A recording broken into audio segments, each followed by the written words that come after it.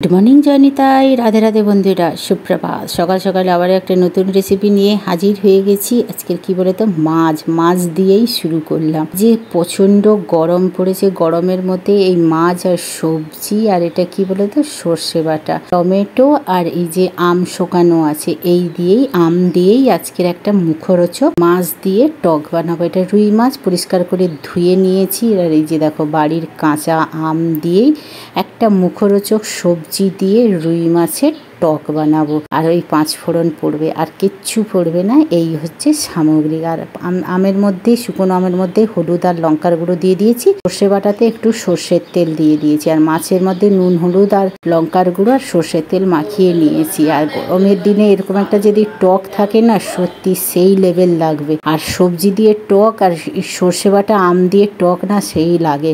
আর গরমের মানে গরম ভাতের সাথে মানে ঠান্ডা ভাত আর এই টক আর একটা আলু চোখা থাকবে, সেই লেভেলের থাকবে, কাঁচা লঙ্কা আর একটা কাঁচা পেঁয়াজ, অসাধারণ লাগে। গরম মানেই আমাদের টক, টক মানেই আম টক না হলে তেঁতুল টক, খুবই ভালো লাগে। আমি কথা বলতে বলতে জিভে চলে আসছে, আমি ভেজিটেরিয়ান কিন্তু আমার জিভে জল আসছে টক শুনেই, মাছ দেখে না টক শুনে। চল এবার মাছগুলোকে ভালো করে ভেজে নেই। কড়াতে আমি বেশি করে সর্ষের তেল দিয়ে দিয়েছি, সর্ষের তেলে রান্না করব আমরা, যেহেতু বাঙালি মানে সর্ষের তেল। তেলের মধ্যে একটু লবণ দিলাম আর একটু দেবো হাফ চিমটের মতন হলুদ দেবো, তাতে মাছ ভাজতে গেলে ফাটাফাটি করবে না, সুরক্ষিত লাগবে, নাহলে তোমার সুন্দর মুখটা অসুন্দর হয়ে যাবে, পুরো মুখের মধ্যে ফোসকা পড়ে যাবে। চলো সুন্দর করে মাছগুলোকে আমি দিয়ে দিলাম আস্তে আস্তে করে।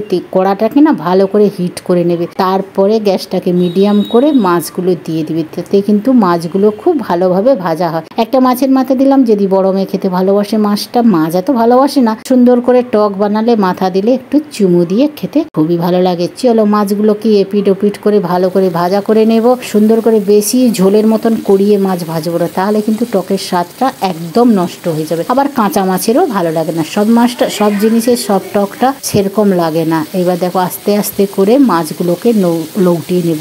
আর এই মাছটা না খুবই বড় ছিল আর খুবই ফ্রেশ ছিল মাছগুলো। আমি বড় মশাইকে বলেছিলাম যে একটু আম আছে এখন একটু টক করব, তুমি একটু বড় দেখে মাছ আনবে তো। আর এটা একদম জ্যান্ত পুকুরের মাছ, তাই মাছগুলোকে টক খেতে কিন্তু সেই লাগে। আর দেখো একে একে করে কথা বলতে বলতে আমি এপিট ওপিট করে মাছগুলোকে ভালো করে ভাজা করে নিয়ে প্লেটের মধ্যে সব তুলে নেব। আর মাথাটা একটু ভালো করে ভাজবো, কারণ মাছটা একটু ভাজতে সময় লাগে। আর এগুলো একদম ভালো করে ভাজা হয়ে গেছে, বেশি আমি একদম মানে ঝোলের মতন ভাজবো না, তাহলে মাছ একদম শক্ত হয়ে যাবে, ভালো লাগে না। এমনিতেই টকের মাছ খুবই কম ভাজে, তবুও আম টকের মাছ একটু, সর্ষে বাটার টকের মাছ একটু তবুও লাল করে, কিন্তু যে তেঁতুল টকের মাছের একদম মাছ ভালো করে ভাজে না, ওই কড়াইতে ফোড়ন দিয়ে মাছ দিয়ে এক পিঠ হলেই সঙ্গে সঙ্গেই তেঁতুল জল ঢেলে দেয়।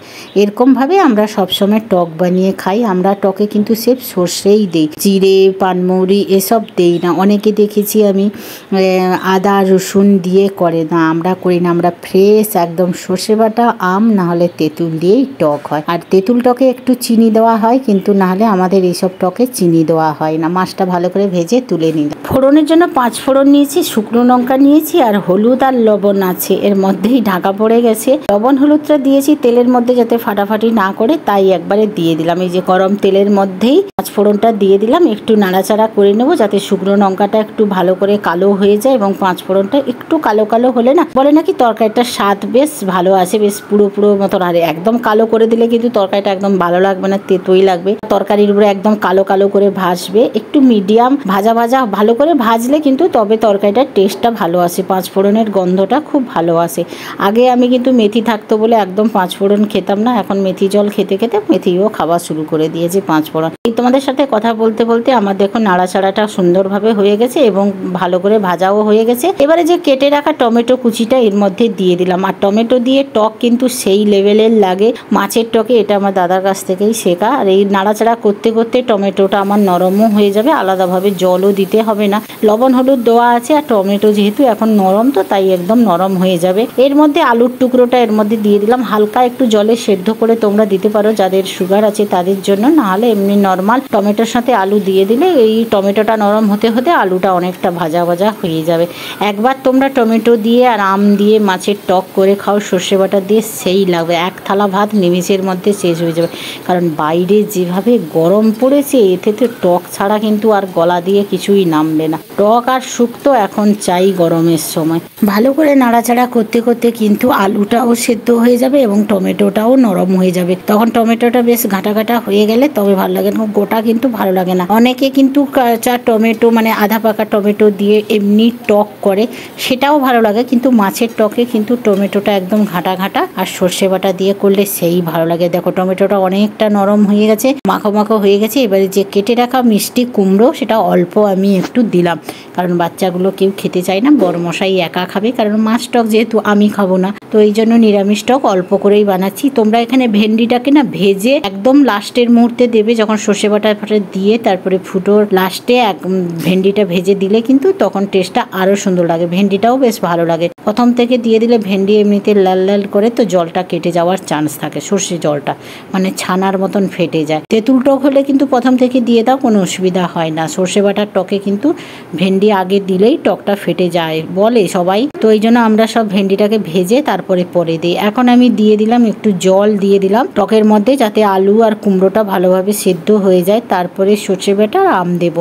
আম মাখাটা না এখন দিলে কিন্তু আলুটা সেদ্ধ হতে একটু সময় লাগবে। আর লবণ হলুদ তো দেওয়াই আছে, আর দেবো না। আর আমশির মধ্যেও লবণ হলুদ লঙ্কার গুঁড়ো দেওয়া আছে, যার জন্য আমি আর দেবো না। তো এখন একটু নাড়াচাড়া করে চাপা দিয়ে রেখে দেবো, আর একটু জল দেবো ফোটার জন্য, মানে ভালোভাবে সেদ্ধ হবে, জলটা অনেকটা খেয়ে নেবে। আর সর্ষে বাটা দিয়ে বেশি তো ফোটানো যাবে না টকটা। তো এখন আমি চাপা দিয়ে কিছু সময় এটাকে ফুটিয়ে নেব, তারপরে মাছ দেবো। এগুলো সবজি সেদ্ধ হয়ে গেলে, কথা বলতে বলতে দেখো অনেকটা সেদ্ধ হয়ে এসছে। এবারে যেই আম আর সর্ষে যে আম জলটা রেডি করে রেখেছিলাম, ওতে হলুদ আর লঙ্কার গুঁড়ো সেইটা চটকিয়ে এর মধ্যে দিয়ে দিলাম। কুমড়ো আলু সেদ্ধ হয়ে গেছে, আর উপর থেকে সব মাছগুলো সাজিয়ে দেব। তারপরে আরও একটু উষ্ণ গরম জল এখানে দেব, কারণ তরকারি ফুটা শুরু হয়ে গেছে আর অনেক সবজি সেদ্ধ হয়ে গেছে, এখানে ঠান্ডা জল আর দেবো না। এবারে সর্ষের তেল দিয়ে সর্ষে বাটাটা ছিল সাথে একটু জল দিয়ে এই মাছটার মধ্যে ঢেলে দিলাম, টকটার মধ্যে দিয়ে সর্ষে বাটা ধোয়ার বাটির জলটা দিয়ে দিলাম। একটু বেশি করে জল দেব, কারণ মাছ সেদ্ধ হবে,